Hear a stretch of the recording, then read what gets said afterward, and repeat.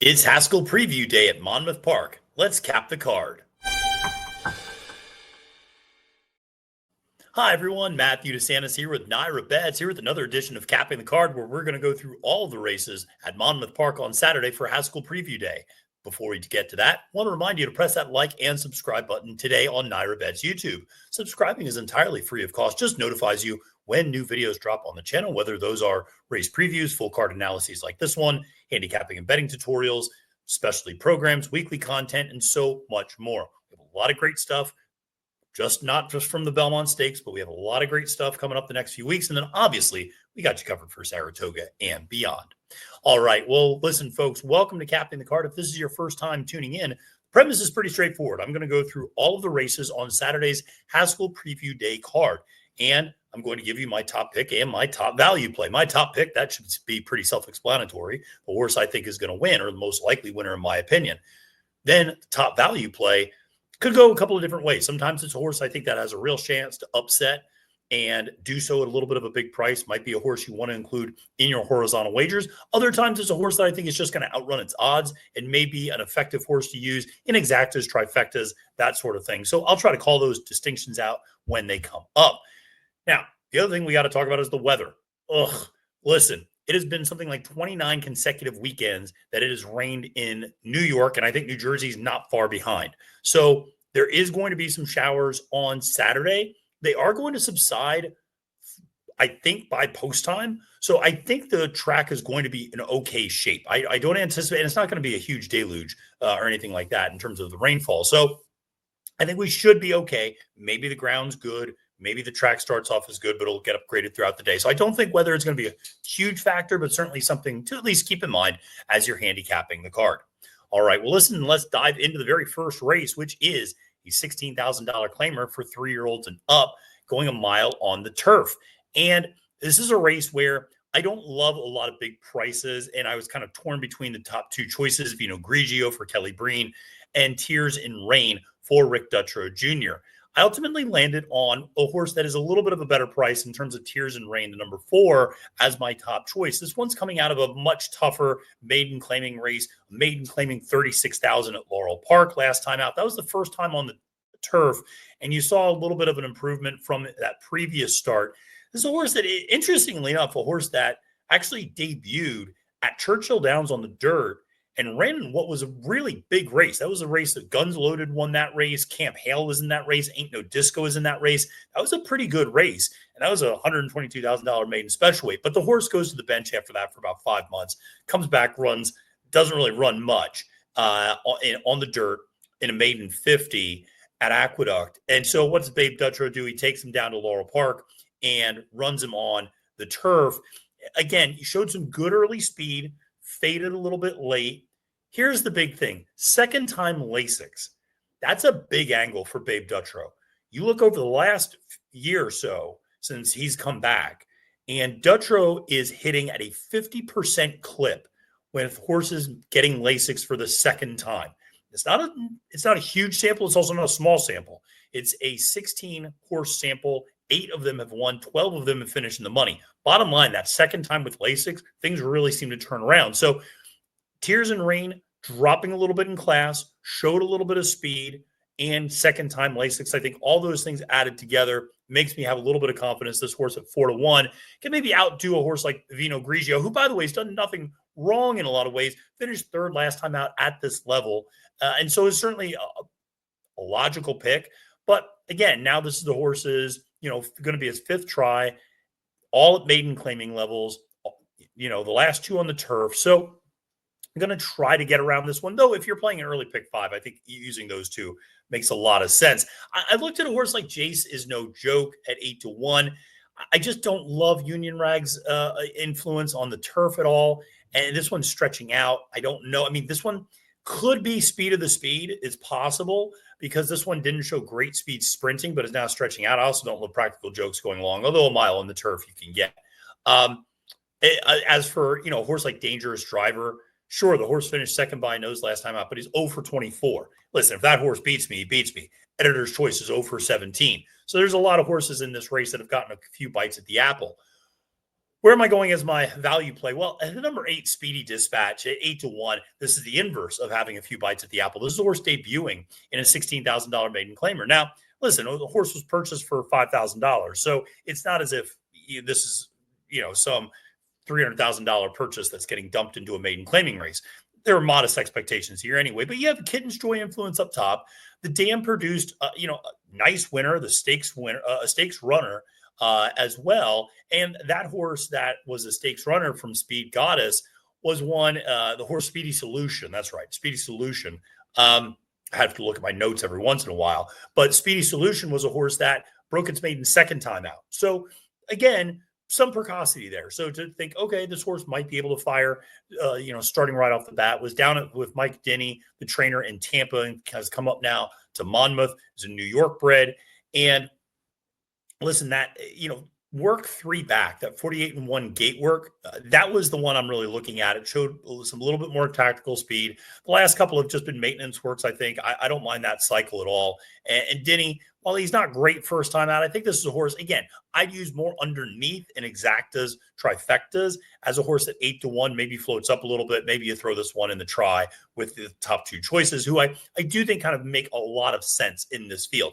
Now, if you want to get really crazy, the number 10 Sullivan, I don't have him up here, but this is a horse that if he just isn't terrible at the start, could be decent.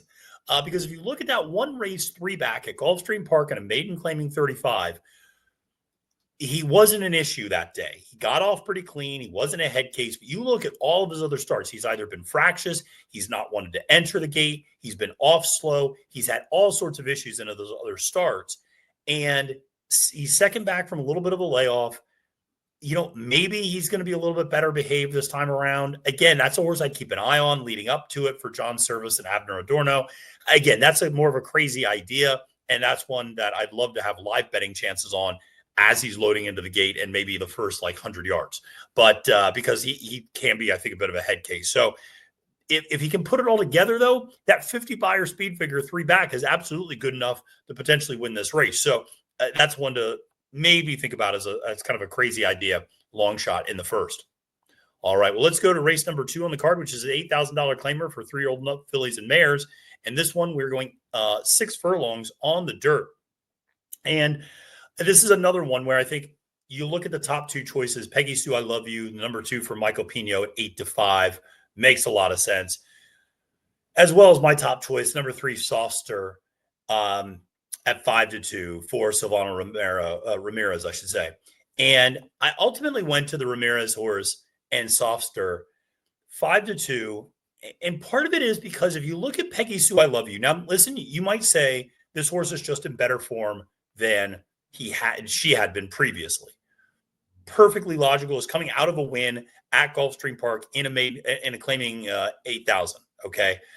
And can sit a little bit, has good early speed, and should sit a pretty ideal trip for Jorge Ruiz. But if you go back and look at this horse's dirt numbers, they just aren't as good. She's gotten faster as she's gotten older, perhaps, but it really seemed like she liked the synthetic, which makes a lot of sense. If you look at the dam side pedigree, there's plenty of synthetic influence there. Even Kozan up top, I think there's turf synthetic influence there. I just don't know if this horse loves the dirt as much as this horse loves the synthetics. So now that we're going from synth to dirt, we'll see. I'm not as sold on this horse at 8-5 at a really short price. Certainly, if this horse is able to replicate that last race, is going to win for fun, I would say. Now, I ultimately went to Softster at 5-2 for Silvino Ramirez. And part of it was this horse won an N3L last time out for 7,500, claiming 7,500. That was off the bench. Horse hadn't run in 10 months and came out and ran his hair was on fire. I mean, it was opened up on the field very quickly. Now, part of that might be he was just feeling really fresh, but the horse has always shown good speed. But maybe the horse was feeling particularly fresh and was able to get clear of that field. But we keep the same jockey aboard. This is now the second time in Ramirez's barn. who took the horse over from Claudio Gonzalez. This horse seems to do better up front. If you look at early in this horse's career, was kind of always languishing near the back of the field. And they've really kind of gotten and emphasized putting this horse up on the front end. And this horse runs really well up front. Has won 2 of the last 3, like I said, including that one off the long layoff. Now we're second off the layoff. I always like Motown in these 6 furlong sprints. So I think this one at 5-2, maybe you get a little bit better value than you would with your top choice, Peggy Sue, I Love You. So again, Softster is going to be my top choice at 5-2. Now, where am I going to go for a price? This is very similar to race 1. I don't love any big prices in this race. I do think the horse No Fake is a little bit interesting. The horse needs to get faster, 100% for Claudio Gonzalez, Isaac Castillo aboard. The horse absolutely needs to get faster. But here's the thing. The number 1 is going to have to go. The number 2 is going to have to go. And the number 3 is going to have to go. The number 4 should be sitting, No Fake, should be sitting a good trip and should be sitting just off that pace. So if they come back to him, or her, I should say, I keep saying him instead of her in this race. But if they come back to her in this race, then I think she's got a chance. You look at that effort 3 back at Parks going 7 furlongs. Again, was sitting a little bit closer. I think that's the key, is you can't get 5-6 lengths out of this thing early. I think if Isaac can make sure this horse is 2-3 lengths from the lead, and then again has first run at what could be a beleaguered set of front runners, maybe they come back to her a little bit. She's able to make the move. So No Fake at 5-1, I think is a little bit interesting. More so as a horse I think that can run up into things. But again, this is one I see, unfortunately, a little chalky. And what I'll say is, this day in general feels pretty chalky. I think you're going to have to pick and choose your spots, because when we get to that all stakes pick 5 sequence, there's definitely some very heavy favorites that I think are pretty hard to get around in those particular races. So again, it's about picking and choosing where you think you can do your best. All right, well, let's go to race number 3 here on the card. And that is a maiden special weight on the turf going 5.5 furlongs, or about 5.5 furlongs. And again, we're going to try to get by a couple of favorites because again, like I said, there's a lot of chalk later in the card. So Bob Moe is trying, who's the number 7 horse, 5-2 in the morning line for Jorge Delgado, is trying turf for the first time. Okay, and, maybe there's a little bit there. You're out of a street cry mare, and you got Uncle Mo up top. But bottom line, this horse, you have to say, is a disappointment. This was a horse that was a $400,000 sale last year at the OBS April sales and has done 0 running at all. And it just hasn't really been competitive outside of 1 7 furlong sprint at Gulfstream Park. And now we're second back from a little bit of a freshening, so maybe we see an improvement. But Sammy Camacho's up. The horse did show good speed, but faded late. Was your 4-5 favorite and got blown out by a horse single-minded. Managed to hold on for second, but again, that was by 9.5 lengths. So I'm going to try to beat a horse like that. A horse like Finkel for Rusty Arnold. That horse is going from dirt to turf. Here's a little stat for you. Rusty Arnold over the last 5 years is 2 for 42 going from dirt to turf with 3-year-olds. So again, a little skeptical there in terms of what he's going to be able to do. This one's coming in from Horseshoe Indy, has been training particularly well down at Keeneland. So that is something to keep in mind. Finkel's 3-1. Ultimately, where did I go as my top choice? I went to Virtuosity. Which was actually a pretty decent movie. Well, I shouldn't say decent. It was a very fun movie with Russell Crowe and Denzel Washington way back in the day. I think it was called Virtuosity. Anyway, I digress. This horse is 9-2 for Michael Trombetta. Jorge Ruiz up on the mount. Trombetta's has only had 3 runners at Monmouth Park to this point. They've all hit the board with 1 winner. Why do I like this one? Well, we're going synth to dirt. And I think there's, you can make some excuses. This one debuted at 2 in an off-the-turf race and was kind of inside speed and just faded. And that's fine. That's what you would expect, quite frankly, out of a horse debuting at 2 on the rail and just didn't really have very good speed. Last time out, didn't get off as cleanly, but it was coming off of a significant layoff. What is that, 9-month layoff last time out?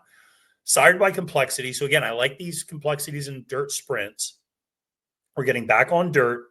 And I don't think the first number is indicative of how he feels about dirt. I think that the 60 buyer speed figure last time out on the synthetic is kind of much more replicative of what he's going to be able to do. This one almost got up there to get the win at the end, really closed nicely coming down the stretch, but again, showed some speed in that debut. So I think there's still speed in this horse. You have a bullet work coming into this. So I think Trombetta wants this horse to show a little bit better speed. Jorge Ruiz, I think, draws beautifully to the outside, doesn't need to get to the lead, can kind of track the early pace, play the break, see how it all plays out. But I think at 9-2, this is a horse second back from a pretty significant layoff, showed some ability last time out. And what I like about it is there's a plan A and a plan B. This horse has shown speed, and this horse has shown the ability to pass horses. You don't see that often with a horse that only has 2 career starts under its belt. So I like the fact this horse has shown some versatility in those 2 career starts. Virtuosity at 9-2, a little bit of value there in this race. Now, where am I going for my value play?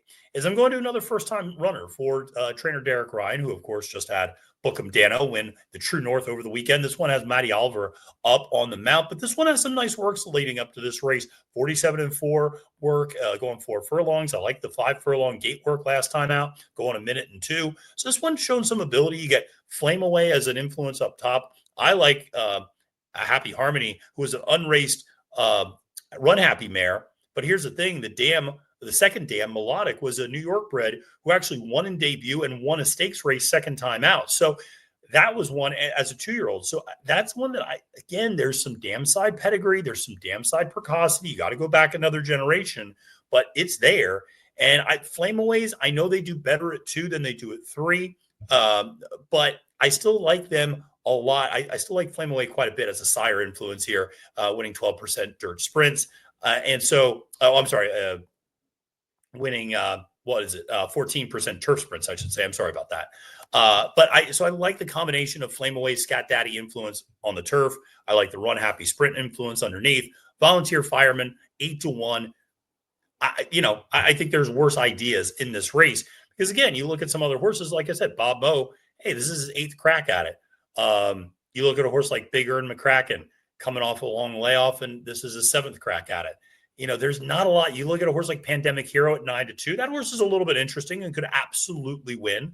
I think that horse is absolutely interesting in this race. And 9-2 also presents good value. I'd probably include that one in my plays. But remember, also stepping up from state bred maiden claiming company last time out up in New York. So now we're facing maiden special weight. And again, that could be a little bit more challenging. So interesting to see how this one plays out. But like I said, I'll go Virtuosity as my top pick and Volunteer Fireman as my underneath play.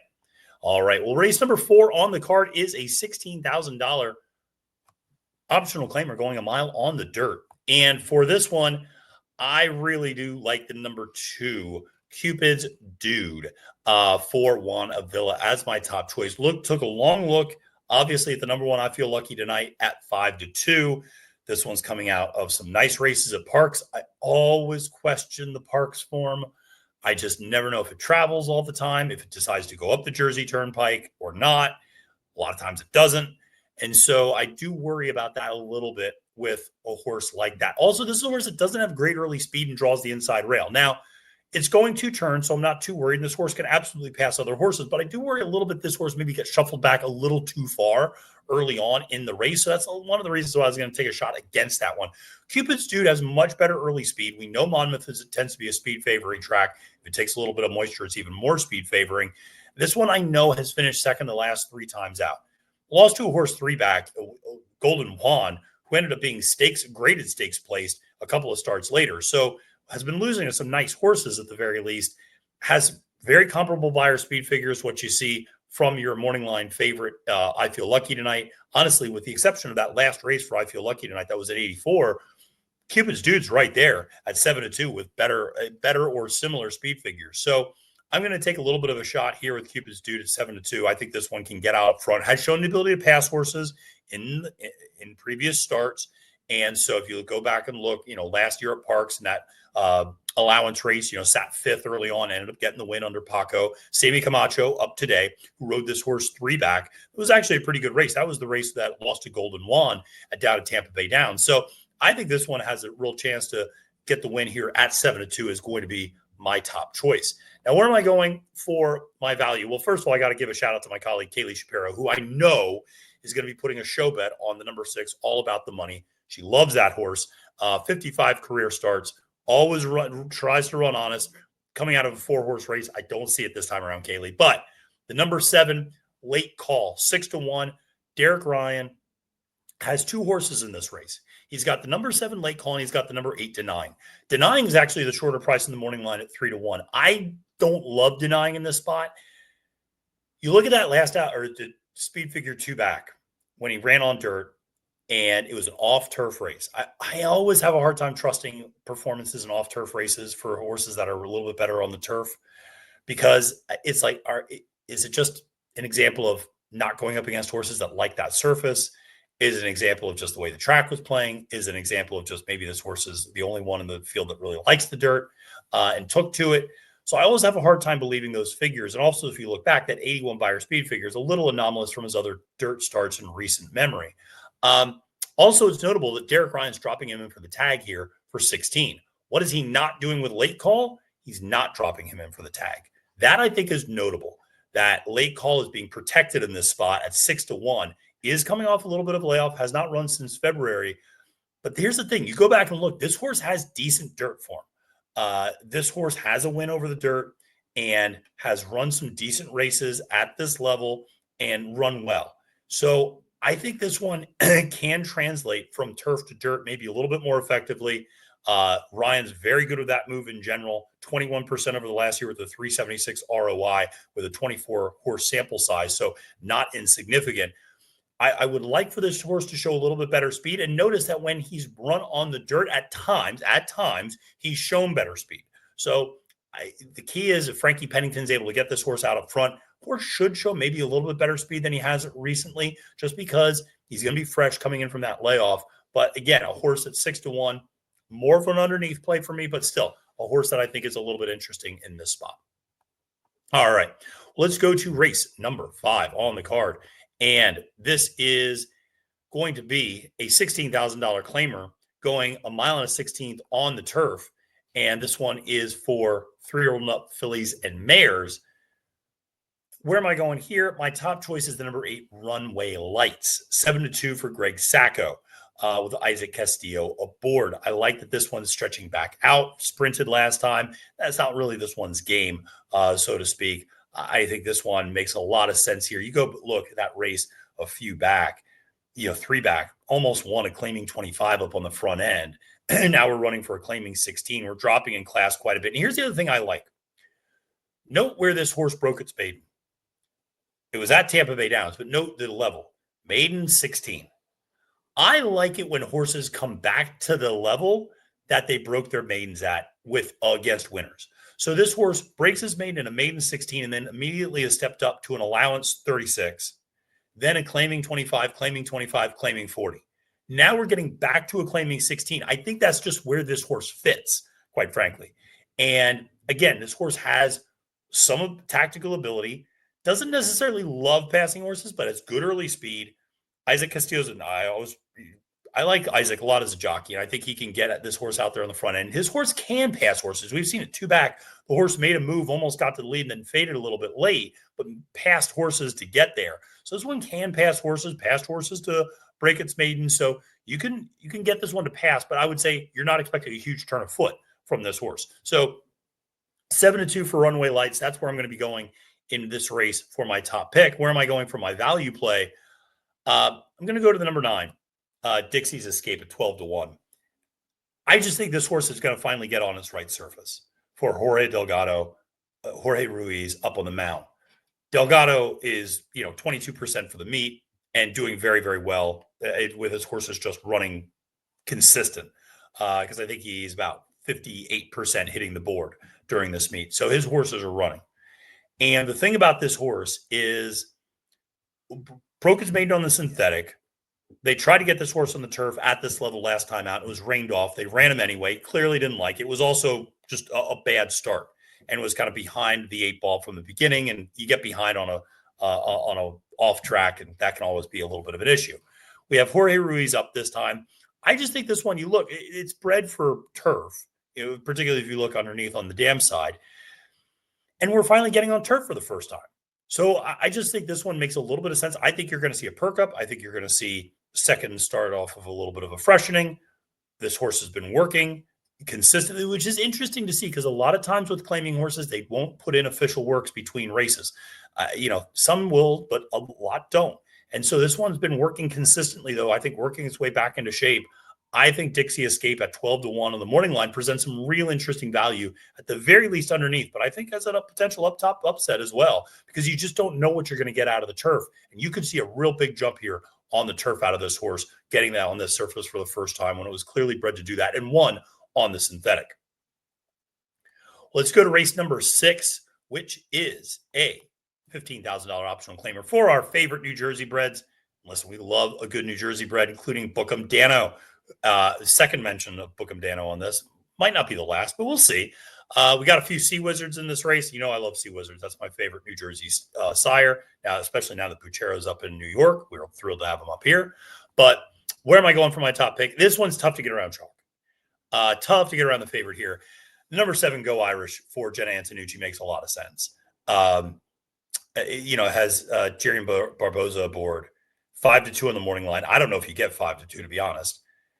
This horse hasn't really done much wrong sprinting. And you look at what this horse has done going 6.5. I mean, the horse finished third in debut at 7. Okay. Then goes and runs against New Jersey breds at Monmouth going 6 and wins for fun under Nick Juarez. And immediately goes up and now is running at this level, but going long. The horse doesn't want to go long. That's pretty obvious.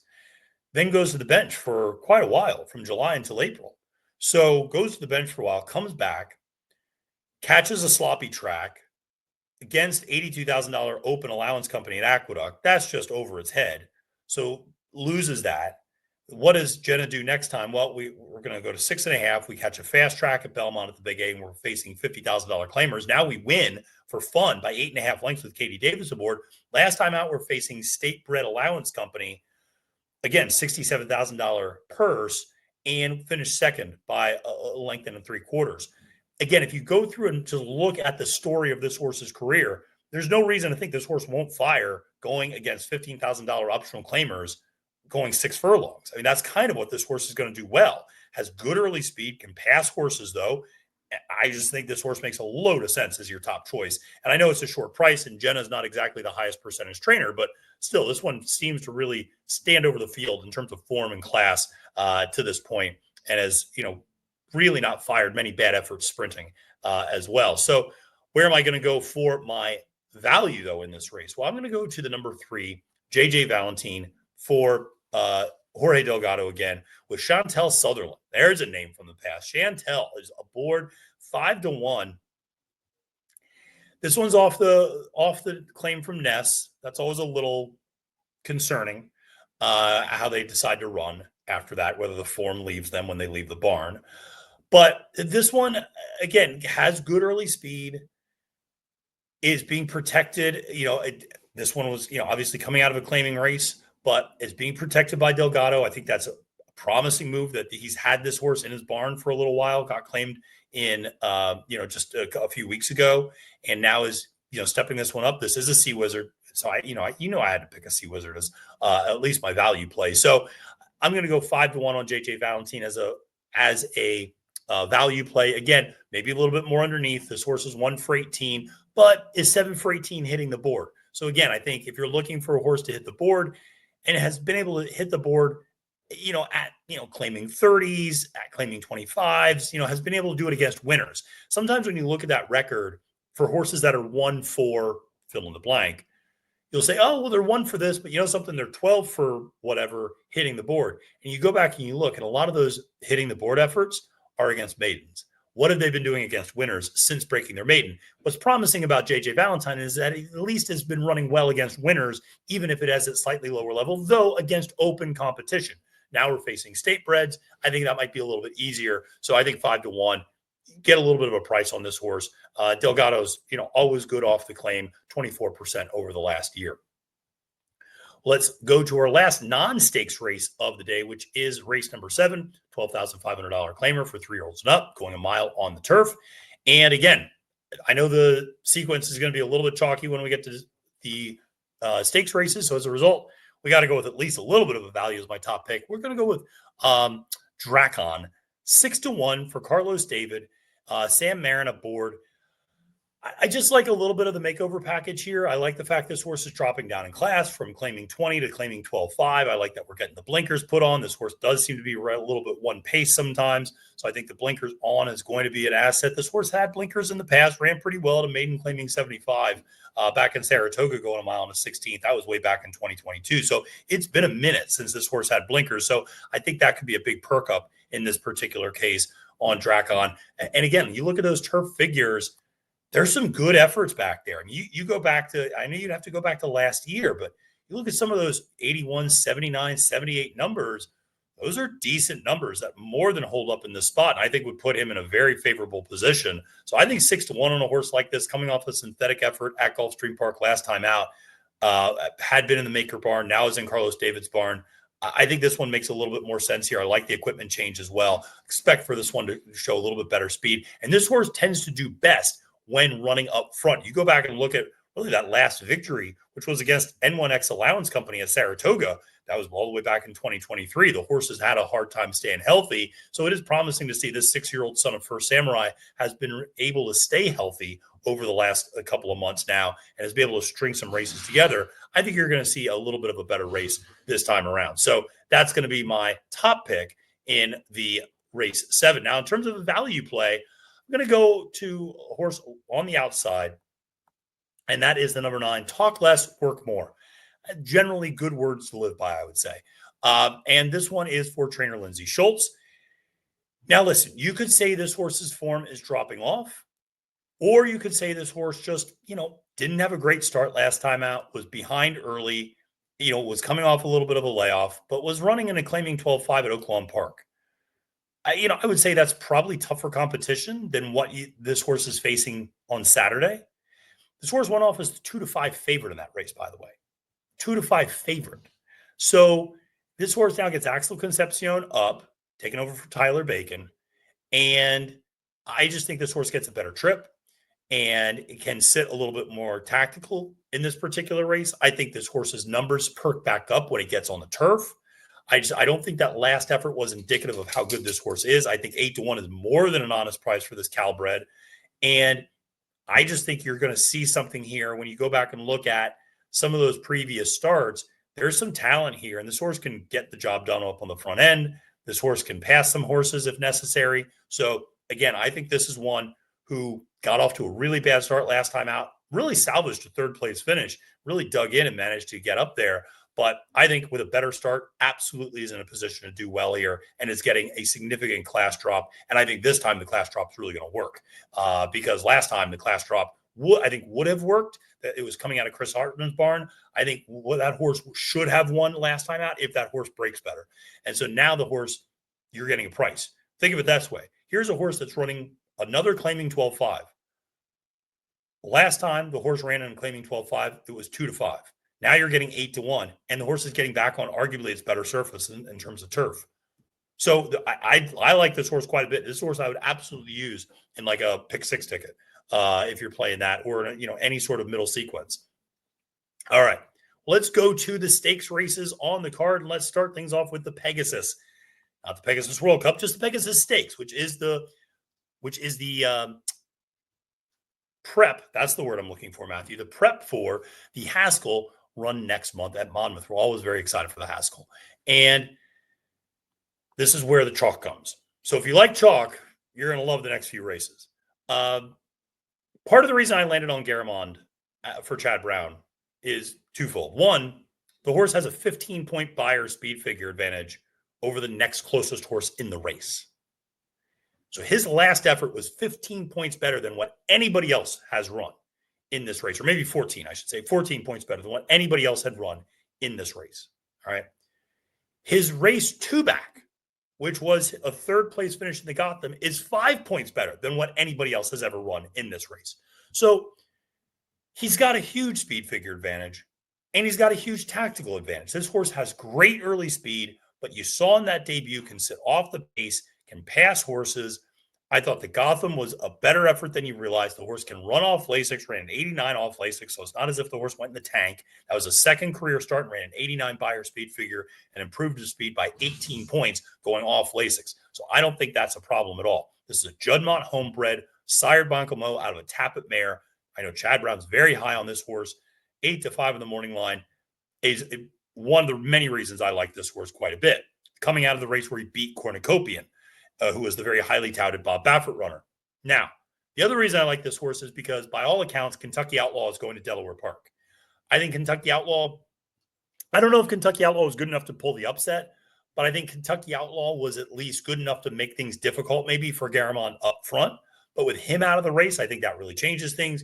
You look at a horse like the number 2, Barbadian Runner. That's a horse that, or Barbadian Runner. That's a horse that also does not have a rider and is cross-entered at Delaware Park. Valentinian, who we'll get to in a second, does not have a rider as well. Johnny Velasquez, I think, was named at one point, now is taken off. I just don't know how many horses are going to end up being in this field, because the number 8 National Law is also cross-entered at Delaware Park. So this is a 8-horse field that might end up being 5 or maybe even 4 horses deep, and Garamond could be the only speed in this race. So as a result, yeah, he's my top choice, and he's probably a single in that pick 5 sequence. The horse that I think may be able to upset him is the number 5 Bracket Buster, 9-2 for Vicky Oliver, Axel Concepcion up. Horse is third back in the form cycle, and the race that you really have to key in on is that race 2 back in the Lexington. That's the race. Now, you could say, go to the race 3 back. Look at that Street Sense, where he finished 5th. Who did he finish 5th to? He finished 5th to Sovereignty. Hello. You're a Kentucky Derby winner. You're a Belmont Stakes winner. Tistastic, your Louisiana Stakes winner, or Louisiana Derby winner, I should say, and then Sandman, who ended up winning the Arkansas Derby. So he lost to 3 really good horses that day, and then goes to the bench from October till April, comes back in that Lexington, goes to the lead, and gets passed by Gosker. Gosker, of course, comes back to run that huge effort in the Preakness and nearly beats Journalism. So, then last time out, sloppy track, and got up on the front end. And what's interesting enough, it was first time Lasix. Horse, I don't know, maybe some horses run better off Lasix, some run better on. First time Lasix, I think it was more the wet track. And this horse just did not like it. This was the goal-oriented race that was on the Derby Day undercard with Hypnus, and I just packed it in. And so I think it's more of a matter of this horse not liking the conditions. I'm not going to hold that against this horse. I think you can on that race 2 back, showing good early speed. Maybe you can track the pace of Garamond to his inside. Horse has been training fantastically for Vicky, 46-4 gate work, first of 1-17 leading up to this, followed up by a nice maintenance work on June 9th. I like that leading up. I don't love the Vacomas going that much longer, but a mile and a 16th I can see him getting. So Bracket Buster for me at 9-2. Is it huge value? No, but it's kind of the only alternative that I logically see to Garamond in this race. All right, well, let's go to race number 9, which is the Monmouth Stakes. And again, hard to get around redistricting in this spot. You could look at a horse like King Max. That horse is coming off of what? 16-month layoff for Jorge Delgado. We'll see. I mean, the horse was good, but it's also, that's a 16-month layoff. I mean, I understand this horse, a nice horse, but also has never won in America off Lasix. So we're off Lasix here. Won with Lasix a couple of times when it came over to America, but has never won off Lasix in North America. Redistricting just makes a ton of sense. And I know it's coming out of some disappointing efforts, but facing significantly tougher competition, facing Spirit of St. Louis, facing Mercante, facing much, much tougher. So hard to really give this horse any negatives. I mean, this horse can show good early speed and win in a tracking trip, as he did kind of to break his maiden, coming from mid-pack. Also, always was a horse that I thought, ran well in that first level allowance race back in October. This is a horse that Chad clearly loves. And I say that because this horse, he aggressively places this horse despite him not really winning all the time, but he runs well. And that Seabiscuit, that grade 2 Seabiscuit out of Del Mar, he should have won that race. He absolutely should have won. I don't usually blame somebody like Flavian Pratt, but he should have won that race. And probably should have won the Knickerbocker too with Manny aboard. And so this horse has gotten close to being a graded stakes winner a couple of times already. Third back in the form cycle, facing easier company. I think this is the level he's going to do his best at. I think he just needs to get a confidence builder. 7-5. I know it's a short price, but my gosh, this horse just towers over the field in terms of recent class and form. So I just think this one makes a lot of sense at 7-5 because a horse like Masterpiece has really fallen off. Ogato is a nice horse. I think the number 6 Otago, I should say, is a nice horse for Kelsey Danner, coming out of a stakes win at Monmouth Park, so can handle this turf. Is a little bit more of a deep closer, but has shown some versatility in the past. So again, maybe that's where you want to go as a top choice. Signator's been disappointing. I just can't really trust a horse like that. Isidoro, I love, but just kind of fades out usually after setting the pace. The horse that I'll give a little bit of a look at is the number 2 Atlas for trainer Graham Motion. The blinkers are coming off. First start in North America. Graham is usually very good in that spot, winning 24% over the last year. So there's definitely some things to like there. The last couple of starts were rough, but that was also over soft and heavy ground. The horse broke its maiden over, a synthetic track, then did win a Group 3 over heavy ground in Longchamp. So, the last couple of times, maybe it was just facing tougher company, not liking the distance. It was going a mile and 5/16, then went back to a mile. The horse just clearly wasn't in the best of form. Has come over to Graham. That was only in March. So has come over to Graham and has been training pretty steadily at Far Hill. And so, again, Graham Motion, Jorge Ruiz, these two usually are doing pretty good together, 21% over the last year. And I just think this one, first start in North America, worth a little bit of a shot. Blinkers coming off is an interesting move. Maybe this horse kind of relaxes a little bit more. That might have been some of the issues over in Europe. The horse kind of maybe got a little too keyed up before races. So I think, taking the blinkers off maybe gets that horse to relax, get into stride a little bit more easily, get the distance. But at 8-1, a Graham Motion horse making a first start in North America, who is a Group 3 winner over in France. Yeah, I'll take a chance with a horse like that against some of these others as a little bit more of a value play, but redistricting makes a ton of sense in this race. All right, well, let's go to the Salvator Mile, and this is the last chalk of the 5. I promise. Is Bishop's Bay. Listen, I don't know what Todd's doing with Tuscan Sky, but Tuscan Sky is not a horse that has been running well lately.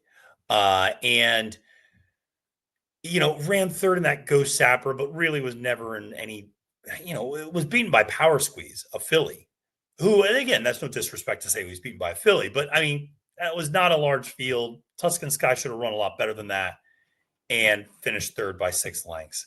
Then Todd puts the horse on the turf in the Fort Marcy. I mean, it kind of feels like Todd doesn't even know where to put this horse. The mine shaft hasn't been great. Really, this horse hasn't run well since the Discovery, in which he finished second to Generous Tipper. But, did win at Monmouth last year in the Pegasus. So maybe returning to Monmouth and doing that is a good thing. But here's the thing. There's no rider listed.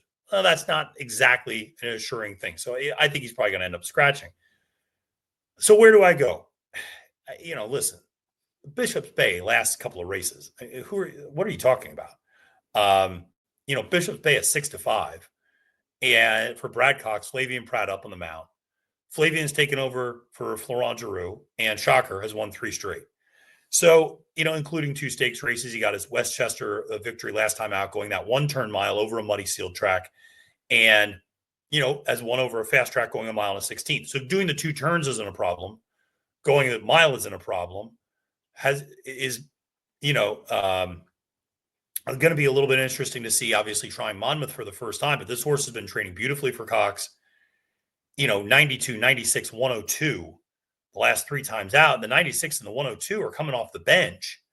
And you imagine this horse is going to run his best race on Saturday, third off in the form cycle. So this horse can regress 5-6 points and still win this race. You're talking about a horse that has run 9 times and has never finished worse than second in his career with 6 wins.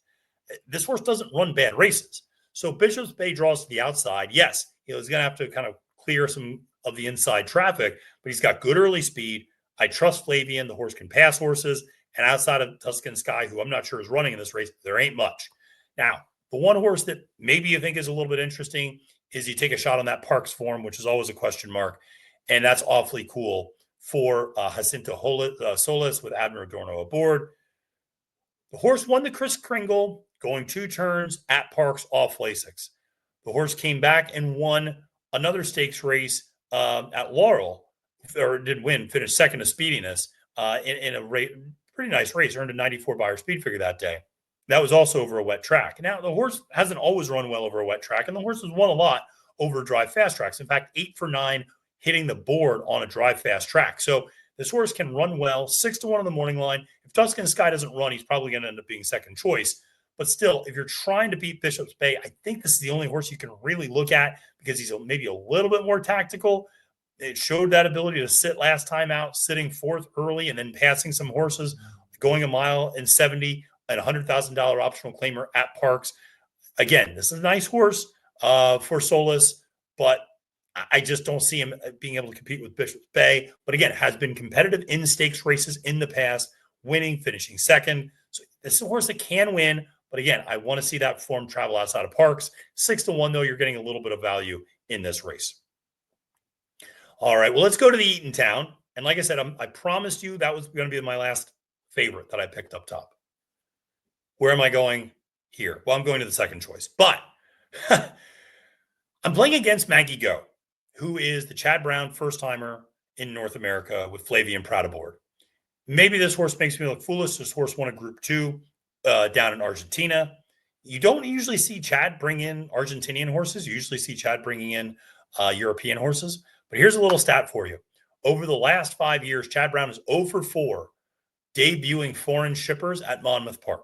It's not a huge sample size, admittedly, but 0 for 4 is still 0 for 4. I would just say this, and maybe this horse is the goods. I don't know. But if she was that good, I feel like Chad would have run her someplace up here at Aqueduct between Belmont Stakes and the start of the Saratoga meet, or he would have waited and run her at one of the races in the Saratoga meet. The fact he's running her here tells me maybe this one is kind of on the B team and maybe needs a race. Nothing wrong with either of those things. One of Chad's B team horses is better than most people's A team horses. So no disrespect there. But where am I going to go as a result? I'm going to go to Five Towns, a horse I've always liked for Grand Motion. And this horse, does have a win, a stakes win off Lasix in the Dahlia at Laurel back last year. Has been running pretty consistently over the last few months. And, 87, 88 buyers. Coming out of a Grade 2, finished fourth by a length. Loses Irad, but picks up Jorge Ruiz, who knows the horse well and has ridden this horse to victory multiple times. I just think this horse is consistent. And when I look at some of the other horses in this race, they don't always show consistency. This horse, you kind of know what you're going to get. The last 4 times out, 87, 90, 88, 87. You kind of know what number you're going to get with this horse, which is more than you can say about some others. I do think a horse like Ozara, who I'm going to get to in a second for Miguel Clement, is a little bit interesting. But you look at Lady Firefoot, a little bit more all over the place, and a little bit of maybe a cut below of where everybody else is. Hasn't really been able to get the job done against Stakes Company. Also, if you notice those off Lasix numbers and performances are not quite as strong. And so I just couldn't really get there with some of these others. But I think Five Towns for Graham makes a lot of sense at 3-1. Now, in terms of the value, I think Miguel Clement's horse, Ozara, 7-2. Again, a horse that makes a lot of sense coming out of a victory last time out at Gulfstream Park, going a mile and 16th. So can be a stakes winner, has been able to win off Lasix multiple times, won the Ginger Brew last year down at Gulfstream Park. So this is a horse that's a multiple time stakes winner. And I think, again, can sit a few different types of trips, has that kind of more tactical speed to be sitting more of a tracking trip, but can absolutely show you a little bit of a turn of foot and make up ground. So I think Ozara is a horse for Sam Marin aboard, makes a little bit of sense in this particular race. 7-2, I know it's not huge value, but I just think, again, we're trying to get around the favorite here with Maggie Go. And Maggie Go is a horse I might try to keep off my pick 5 ticket. I might just try to leave this one off and use horse like Five Towns, Ozara, maybe Damaso for Kathleen Kennedy, who is having a rough meet right now, 1 for 22, or maybe even Whiskey Decision, one of the other Chad horses. It's always the other Chad, right? So maybe Whiskey Decision is that horse for Chad that can kind of get up there and improve, but that one's coming off a little bit of a layoff. So again, there were some questions that I had about some of those others, and I just think the 2 and the 3 showed some consistency recently. In the case of Ozara, kind of constant improvement recently, so I like that. That's a horse that could be hitting its best stride now. And in the case of Five Towns, you just kind of know what you're going to get, and it's facing some pretty tough company. Well, let's close it out with the Lady's Secret. Always a fun race.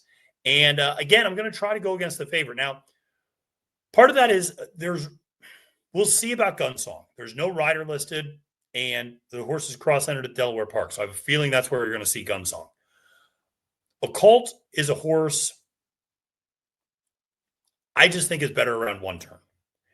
And I know this horse dominated the Monmouth Park Oaks 2 years ago, winning by 10 lengths. That's the last time this horse has won. This horse has burned some money in the interim, finishing second as a odds-on favorite 3 times. 2-1, Chad Flavian. I'm going to try to beat this horse. It's just that simple. Who am I going to use? The other Chad. I'm going to use Catherine Wheel with Sam Marin aboard. I like Catherine Wheel a lot. This is a horse I know needs to kind of have that breakthrough win. Won without Lasix, broke its maiden without Lasix, got a win with Lasix against $45,000 optional claimers. Ran well in that Heavenly Cause at Laurel over a sloppy track. And then last time out in the Serena Song, maybe the horse hang, but, the Take My Money Honey was very tough. That was a very, very tough race with Take My Money Honey, Catherine Wheel, and Power Squeeze. And Power Squeeze was a really heavy favorite, if I'm not mistaken, that day. And Catherine Wheel was really game, was inside between horses. That's never an easy spot to be. This is a horse with huge expectations. So this was a $725,000 purchase. So this is a horse that has some expectations still, I think. And, this is a horse that, again, last 3 times out, 86, 88, 88. You're seeing that consistency there. And if you're giving me 7-2 on a horse that, again, is a little bit more consistent, Occult, a lot of lines in those running lines, hasn't always been able to stay healthy. I know last time out in the double dog dare, we saw a horse like Candy make a big step forward the next start. But again, I just think this is one you can try to beat just because Occult's been a horse that's been so frustrating for me to deal with. So again, Catherine Wheel is my top choice in that race. Now, you could look at a horse like Into Amore, 5-1 for Todd Pletcher. Again, no rider listed and cross-entered at Delaware Park. So again, where you're going for value in this race is going to be a little bit challenging. Majestic Oops for Dan Ward. I like this horse. I think this horse could be an upset candidate. If you're going to try to beat Occult, this is a horse I absolutely be including on my late pick 5 ticket. 9-2 on the morning line. Get Isaac Castillo aboard. This horse can be tactical, can sit off the pace. Earned a 93 buyer speed figure last time out, which is more than enough to win this race in the Dig a Diamond at Oaklawn Park.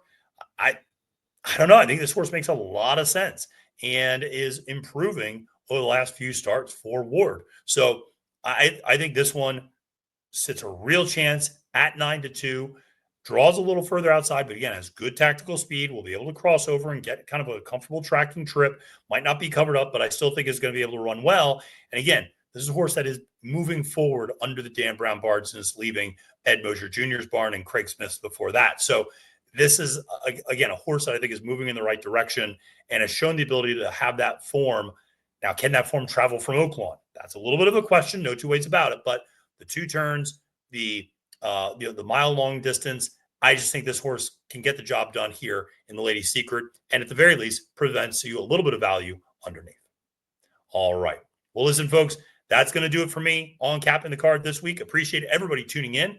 Make sure to play all of the great races at Monmouth Park this weekend on NYRA Bets. And listen, we're going to have a lot of fun here. We got a lot of content coming up for you, so make sure to press that like button and subscribe. Plus, we have Royal Ascot next week. Come on, let's get ready for that.